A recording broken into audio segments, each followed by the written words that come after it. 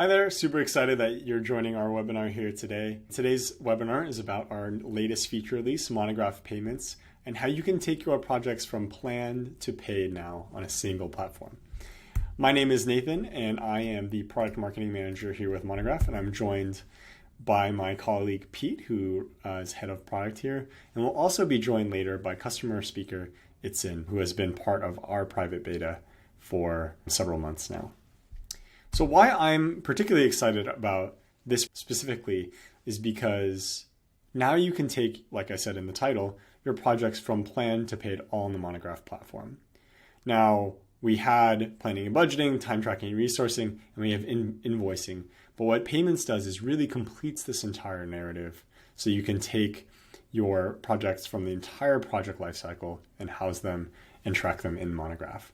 And of course, each part of this system is made for architects, by architects, and we're continually working to improve, to enhance, and innovate on each one of these things as you track the project through its entire lifecycle. So that being said, I just wanted to give a quick thank you to all the folks that we've interviewed as part of this process and as part of our learning and development of the feature. Pete and I have had collectively over 25 conversations learning about payments in the architecture industry. And I hope that this presentation will be a little bit of a distillment of what we learned throughout all of these conversations. So thank you so much. Appreciate that. And with that, I'll go through a little bit of a roadmap of today's webinar. We're going to talk about payments from the architect's perspective. We are going to then to look at the flip side on the client side. We're going to get a live demo of Monograph payments. We're going to hear an interview with Itzen by Pete. And then we're going to do a little bit of a sneak peek of what's coming next, as well as Q&A. So things that we learned while interviewing architects. To give you a little bit of a vignette of what payments looks like from the architect side, as you may know and experience on a day-to-day basis. I was talking to one customer a couple of weeks ago. He was saying that the way that he used to collect payments was he would actually be willing to drive out up to 3 hours round trip to collect checks from his clients. And this is because for him, cash flow and getting paid was the number one priority, even more than continuing to do billable work on his existing projects. That's how important maintaining his books, making sure that he gets paid was. And so with that, I want to take a little bit of an exploration of why payments are so important from the architect's perspective. So these are not shocking stats that you see on the slide here. 50% of small businesses run out of business within 5 years, 70% within 10 years. But what is surprising is what I actually found when I dug into the data as far as the reason why. It's not necessarily economic downturn, a competitor opening up shop across the street, lack of product market fit. It's actually a cash flow issue. 82% of small businesses fail because they lack adequate cash flow management. And this is especially relevant within the architecture industry because obviously payments are known to lag so far behind services provided. And this is for a number of reasons. Here are four that are common, and I'll just walk through some of these real quick. So first, that there's bad financial planning. This is often in residential architecture when the client has a lot of unforeseen costs that they don't account for, and they actually don't have enough money in their checking account, say, to pay the architect. Second is contractor prioritization. Because the contractor is actually the one doing the work on the ground, building the house or the project, they're the one who gets paid first, not the architect. Unclear payment schedule. Maybe it's unclear when the client should pay, and it's not stipulated in a contract. Or client undervaluation. Like when an architect sends out an invoice, there's lots of back and forth on every single line item about why this is that or the other. And then you couple these things with the inherent friction of making payments in general. Anytime anything with money cuts involved, it gets a little bit complicated. What the end result is weeks or months waiting to get paid.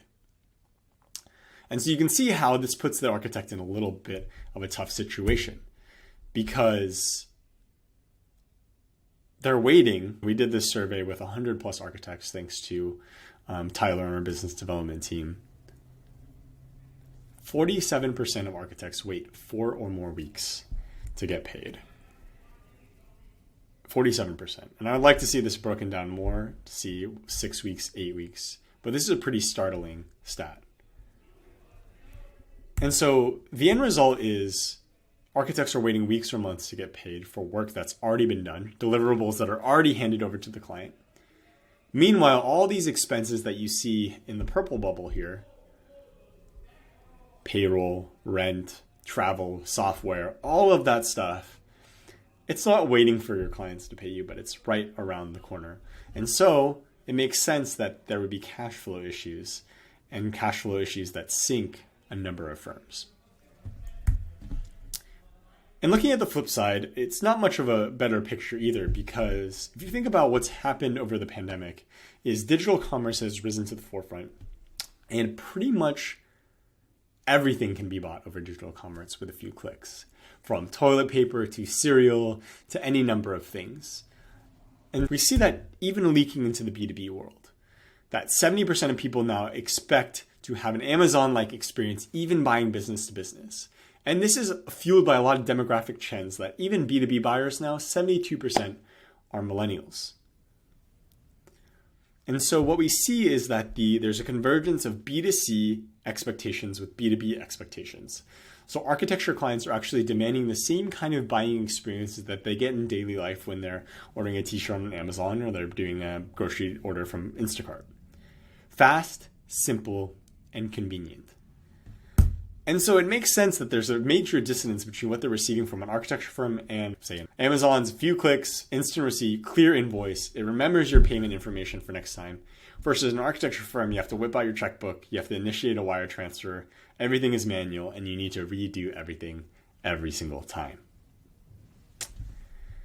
So you see this kind of situation that we're stuck in, right?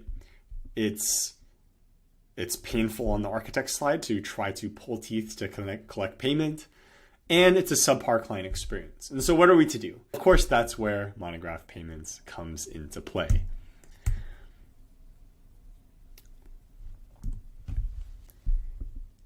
So here are some of the value props that we've seen customers get from using Monograph Payments already, both in our closed beta as well as when we went general release last week.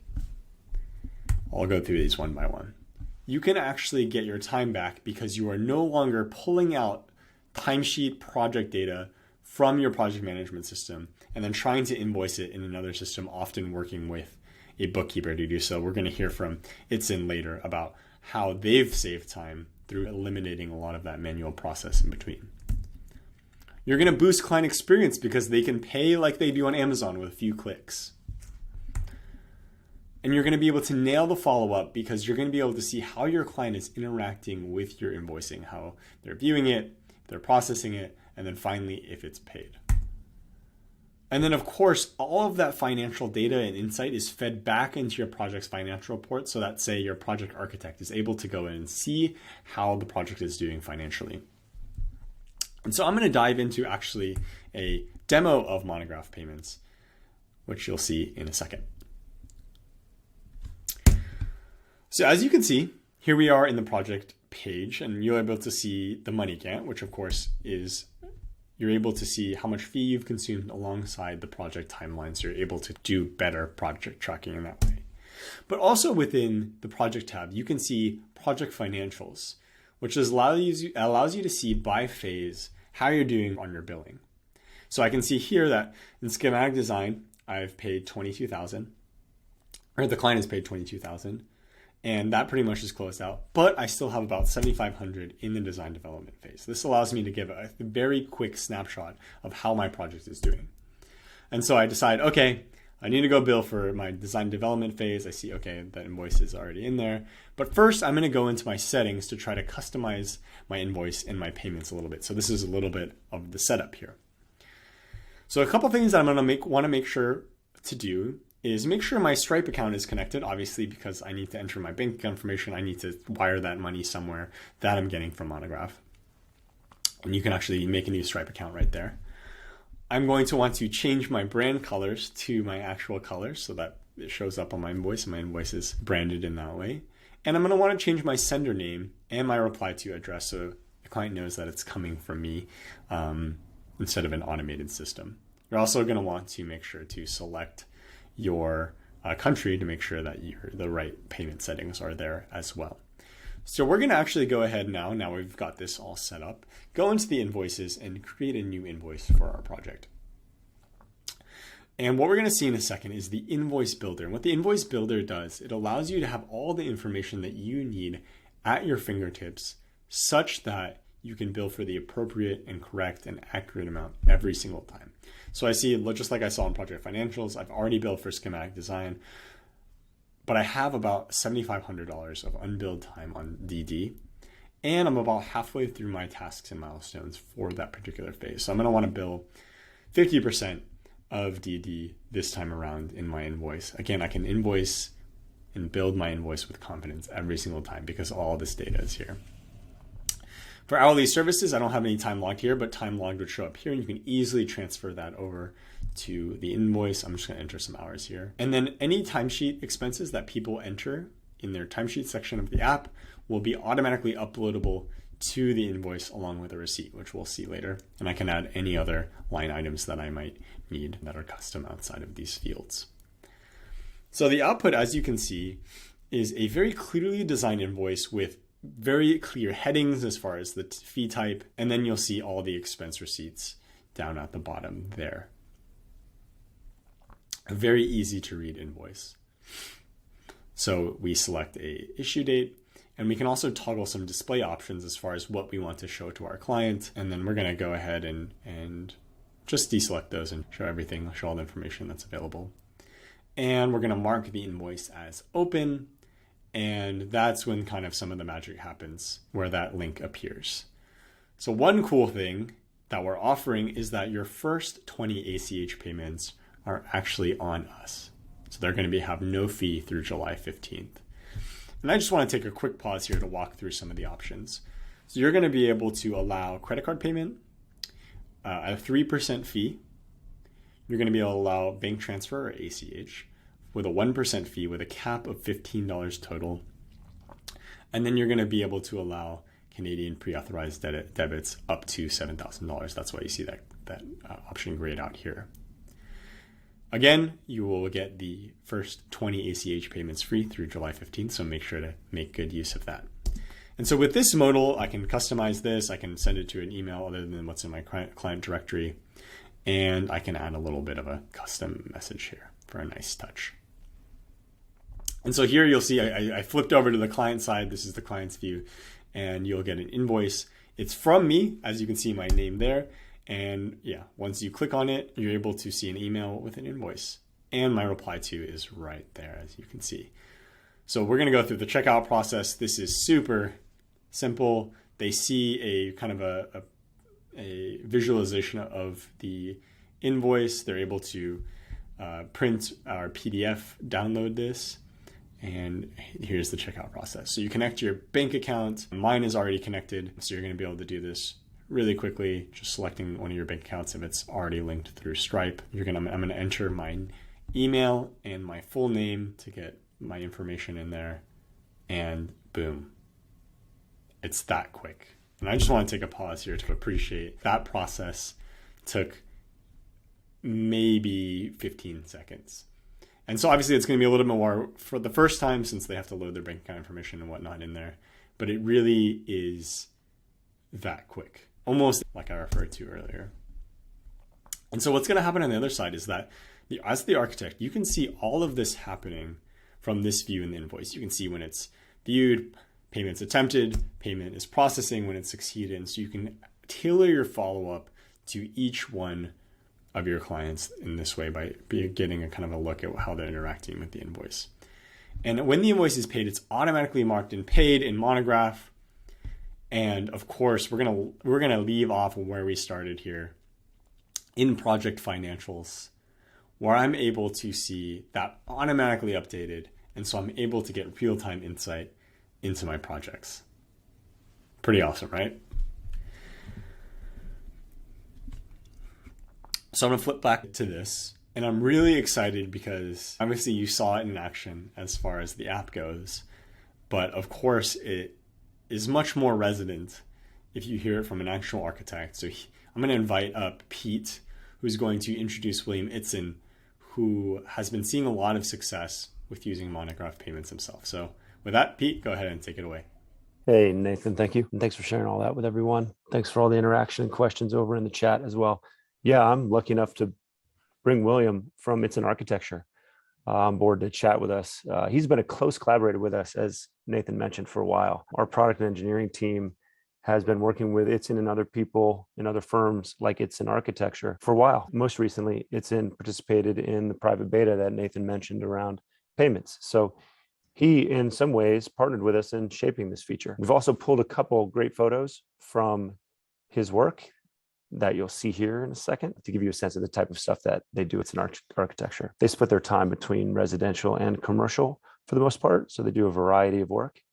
I also learned in the prep for this meeting that William got a lot of his inspiration on the streets of Riverside, California, where he used to skateboard as a youth. And I thought that was a really interesting point of inspiration. Welcome, William. Good to see you again. How are you? Good, thank you. Thank you for having me. I'm very curious first to know if you are still skating the streets for inspiration. No, I have retired, but one of my sons has recently been doing a lot more skating, and it makes me a little nervous. I'm a father too, and that makes me very nervous as well. Seen plenty of broken bones come out of that sport. Great. Thanks again for joining us. For everyone on the call, could you give us a brief history or a brief background on your firm, types of projects you work on, how big your firm is, how long you've been around, et cetera?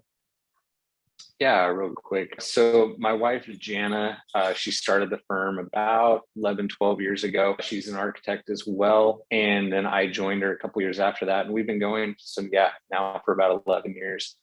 And we do, like you mentioned earlier, we do a mix of projects, residential, all types of commercial, retail, corporate work, a little bit of public work as well. So it's a bit mixed. We're a boutique firm, about 5 people, and so far we fluctuate that 5 to 7 person size. We're in downtown Santa Ana, California, so Southern California for those that are outside that area. And that's us. I'm not far from you, William. I'm up in Los Angeles, so we'll have to get together sometime. Perfect. Okay. So, William, you heard Nathan walk through some of the traditional problems with invoicing and payments. There's a lot of baggage in this area when it comes to invoicing and payments. It's, I think, abnormally painful for our industry to get paid for the services they provide. I'd love your point of view on what invoicing and payments should look like for an architecture firm. And I'm not talking with Monograph in place. I'm talking in general. What is like the prettiest picture you can imagine when it comes to invoicing and getting paid by your clients? For me, it comes back to simplicity. We should always be trying to create the most simple experience that is very clear to our clients, to where there's no really reason why they wouldn't. Going back to what Nathan was talking about with Amazon, it made me think of like, when I purchase something on Amazon, there's no thought in my head that I should just be able to click and get it and so but when it's a trouble or cumbersome process, then you get agitated by that payment process and you like almost don't want to pay for something at that point. But so with our clients, I think simplicity, and I think clarity in all aspects of it, so that because the money is emotional. And so as clear and simple as we can be, it's going to make the emotions more positive than scary or negative. Simplicity and clarity. I like how you boiled it down to those two things. What does your invoicing what did your invoicing and payments process look like prior to Monograph? What tools and flow did you go through? Who created the invoice? How did you get paid, et cetera? Yeah, obviously things are always simple when you're like a 1 to 2 person shop and you don't have a ton. But then even as we simply grew into a handful of employees, number of projects increased, things got a little more complicated. There were more things to keep track of. So we have a part-time kind of bookkeeper, business admin, office manager, Christine. She fits a lot of roles at times, but the process would be sitting down with her, going through the many spreadsheets that we have that are tracking the details of contracts, addendums to contracts, what invoices we've sent out, spreadsheets upon spreadsheets, and then working with her to get the invoice set up correctly in our bookkeeping software. We use Xero, but very similar to QuickBooks Online. And so it was just this sitting next to each other, going back and forth, me looking at the details on my computer screen, her looking at the details that are on her computer screen, us verbally exchanging the ideas of what should happen. Her setting up, Christine would set up an invoice. I would then check it and then give the feedback back of any changes that needed to be made. And then finally it would be sent out. There was a lot because, and it used to be really simple, but then it needed to get more complicated in the sense because there was just so much more information that we needed to be aware of and be keeping track of. And so it was a ton of back and forth. And then in a mobile atmosphere and the setup of our firm, yes, you can do things mobile, but like when we were face to face in the studio, that's when it was the easiest cumbersome process that it could be. What about the payment side of things? How did you get paid prior to using Monograph? We get paid in a variety of ways. Of course, the traditional written check from clients. But a number of years ago, at least 4 or 5 years ago, we just decided we were going to start accepting credit cards. Most of our residential clients wanted that ability. And so it was a hard step to take because you just all of a sudden you think of a processing fee and you're like, now that's money I don't have. And if I would just wait for it, if I would just force them to write me a check, I could have that. And actually, I joke with Christine. She's like, how do we get that less every year? And I'm like, you know what? I don't care. I would rather have the money in the bank. I'll pay that processing fee. But anyway, so we started that. We would do physical checks, get it, sign the back, digital deposit to the bank, or we were using PayPal. That's how it was the simplest for us to do our credit card processing. And then we've only had a couple clients over the years initiate wanting to do ACH. And we never paid for ACH on our side of things to set up with our bank because not enough clients were interested in that. But a few had it on their end. And so they would do it with us.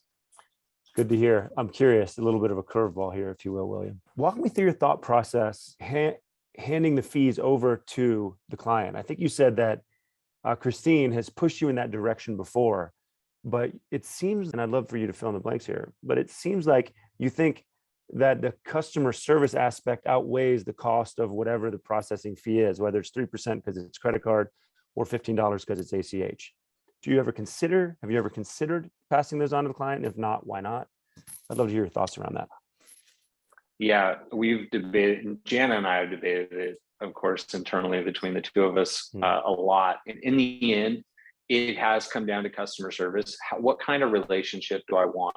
And what kind of ease do I want to make the payment and invoicing process be for our clients? And so in the end, I don't know if my experience, whenever I go somewhere and they tell me, oh, if you want to pay by credit card, we're going to assess the fee to you. I always get like this little, like, why? Like nobody else does. And so even though I think credit card processing is still a newer idea to the service industry, I think if our clients are not paying the fees as an add-on in every other aspect of their life, why would they get excited or happy to pay it to me? Yeah, great point. And so I would rather just create a really great, smooth process for them. And again, when it comes to cash flow, if that means that they pay right when they get the invoice, and I now all of a sudden have the money in my bank account instead of waiting 20, 30, 60 days, I'll take it. And I'm not going to lie. At first it stung, but that sting has become very minimal now. Right. Compared to chasing checks from month on end, I can see why. That stat that Nathan showed was really interesting too, about the average time to payment from that LinkedIn survey that we recently ran. So speaking of benefits, tell me about the results. Like first off, actually back up a little further. Do you typically invoice monthly at Itzen? We're probably like 50-50. Half of our invoices are monthly because they're a little larger jobs, but then smaller jobs, we're sending out invoices whenever we finish phases of work, that kind of thing. When did you start using our payment solution? You were part of the private beta. Did you start January, February-ish? I think that's when we looped you in. Yeah, it was pretty early on, I feel like, to the year. So yeah, we've been using it for quite a while. So what kind of results have you seen? What are some of the benefits you've seen since you Yeah, started using payments? well, a couple, but I'll start with the biggest kind of like obvious one right away that made an impact Yeah. was just the amount of time. I joked with Christine, again, she's the one she handles the majority of the work with the books. It's not that I don't want you to do work or I don't want you to be involved in this, but the amount of coordination just got cut in half at Mm. least because of the information I had at my fingertips. Mm. And so it simplified our process. And we always talk about with our team is just because our process gets simpler, it doesn't mean like your job's going away. It just means you get to do better, more interesting things. Mm. And so that was the case. Is it was like, oh my gosh, now there's not as much back and forth. There's a little like some of the contracts and like nuances of things that are overly complicated sometimes that come about. Sure. But the process is less of a headache. It's less of a headache for Christine. It's less of a headache for me. It's a less headache for Jana because information is at our fingertips. And the whole idea is the invoice can then come from, in our situation, it either comes from myself or Jana, the project architects on a project. For me, that was like number one, simplified our back and forth.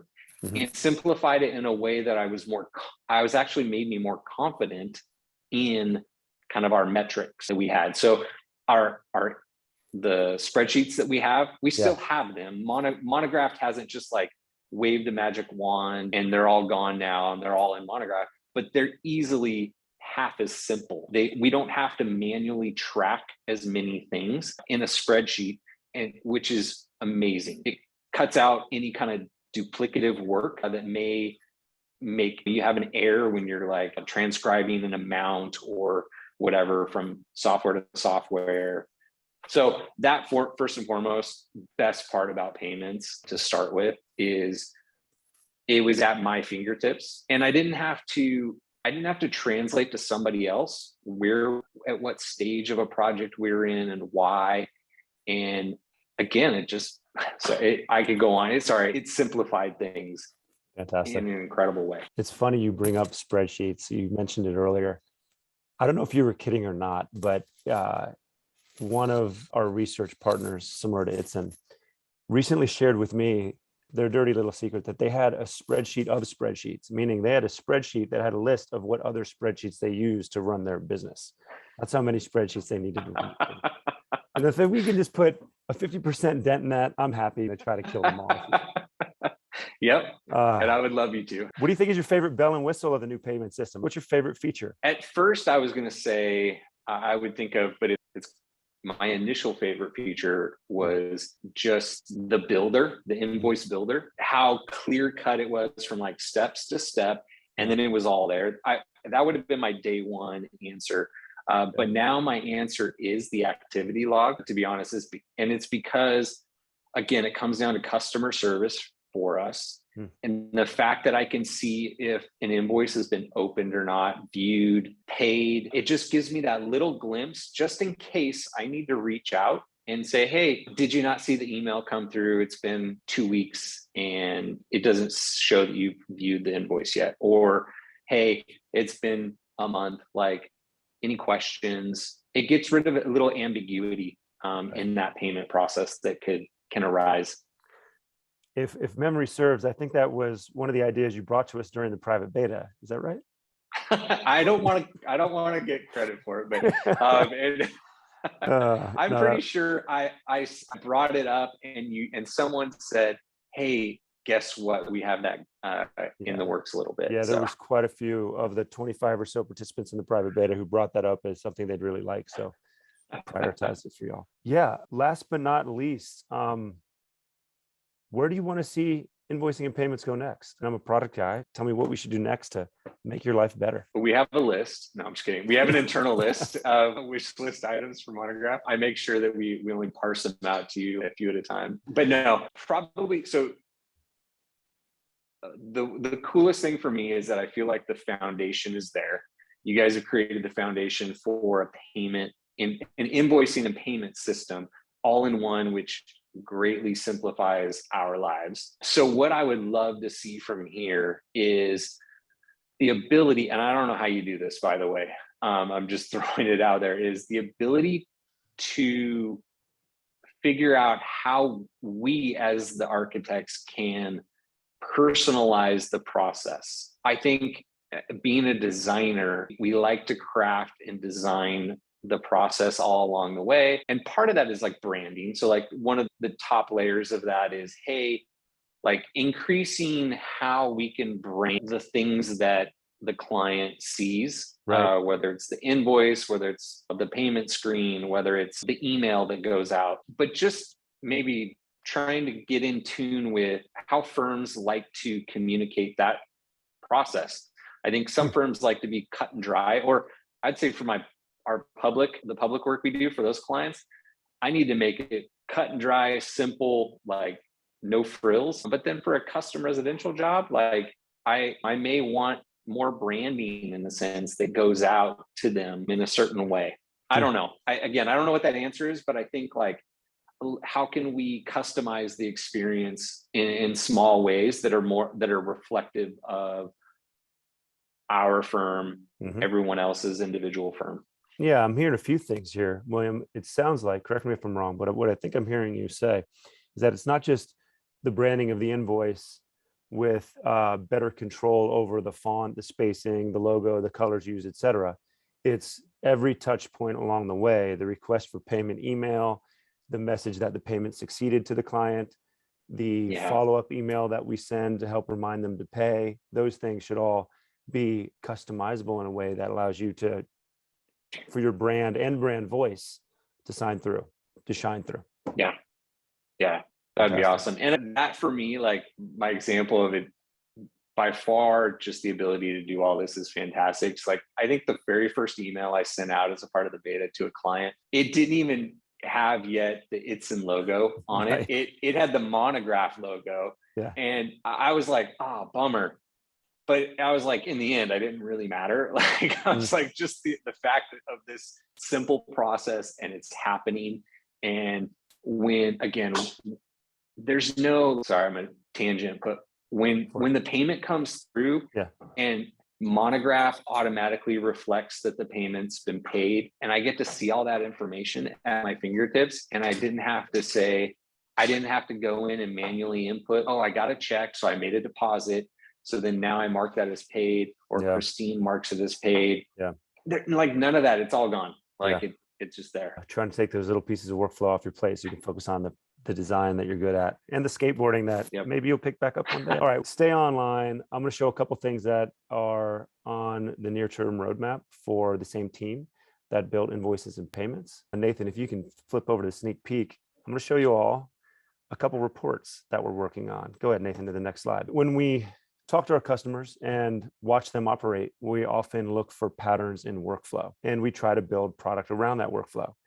One pattern we see is that, yes, we do allow people to create invoices and send those invoices out for payment, but as we unfortunately know, sometimes your clients don't pay on time, and chasing them down is a hassle. And we want to make that part of an architect's office easier. We want to improve that workflow. So what we're going to be working on is an accounts receivable report that will look like what you see here. It would look similar. This is an early concept. We're not yet done with this. We're in fact just about to start building it. But the idea here is to, on a project by project basis, give you a sense of where you stand financially across all projects at a given time.